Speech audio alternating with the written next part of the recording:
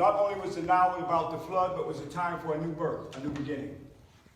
So that became the symbol of the new birth.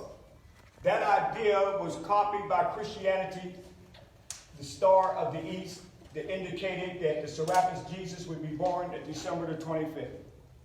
That was literally plagiarized from here. Is this sacred place right here in Chapel that it is told that a set gave that holy birth, long before Christianity was even in existence. And who was the Holy Mother? Who was the surrogate mother? And look right above me, what do we see? Heteru. That cow in the manger is a leftover from what they took from here, and they put the Heteru in the Yuletide. Yuletide even means the birth of the sun. S-U-N. Why is it the birth of the sun? Because exactly at December 25th, it would always be the birth of the sun. So Heru became the personification of Ra, the sun, because the sun is born on December 25th. So our ancestors were the first ones to keep that story for eternity, that Heru would be personified as the sun, and perpendicular when the sun is born December 25th, perpendicular to the sun. How many of you saw the Yuletide pictures? You always see the star up above. That is Sybil Siptah, to say that the sun will be born. I'm going to show you in the upcoming lectures the reliefs, and I will show you when we get to the temples, where these ideas were literally copied right off of the temples. I'm going to show you the Heru king. I'm going to show you them giving the sun at December the 25th, and Sybil Siptah is right above the sun. These are the books in stone, and this has been the fear of the Western Church when they killed off the Gnostics, who were the knowers of the truth, who understood the spirituality of what this was all about. They understood that the Ka represented a spirit that had nothing to do with a physical man, that they now corrupted it by the Romans, who called it the Christ. That was a spiritual body.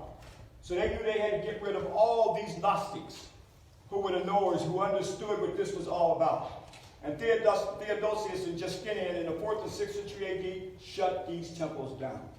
And that's why these temples were closed for over 1,000 years. And the only story that the world had known was Western European white supremacy Christendom. Because by having this place closed and these temples closed, the only thing that the world knew was what they said. But I think that there's a new awakening for spirituality now. Because what's happening with the planet and what they're doing with the planet. People are becoming not caught up in the dogma of the Western Church. They're now being concerned about the planet. They're being concerned about life. They're being concerned about the natural things, which is a natural force, which is spirituality within itself.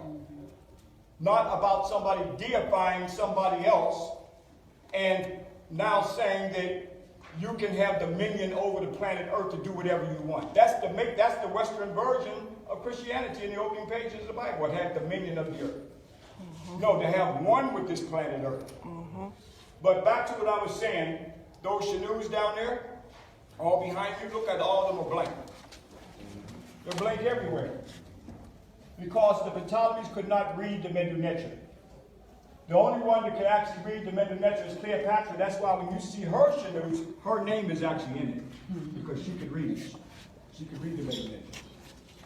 She understood and did everything to preserve that library that was started by the first Ptolemies.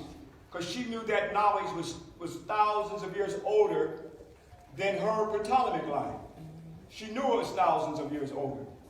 So here, we'll have the sisters come up first, and then the brothers can take over the shade after they come up.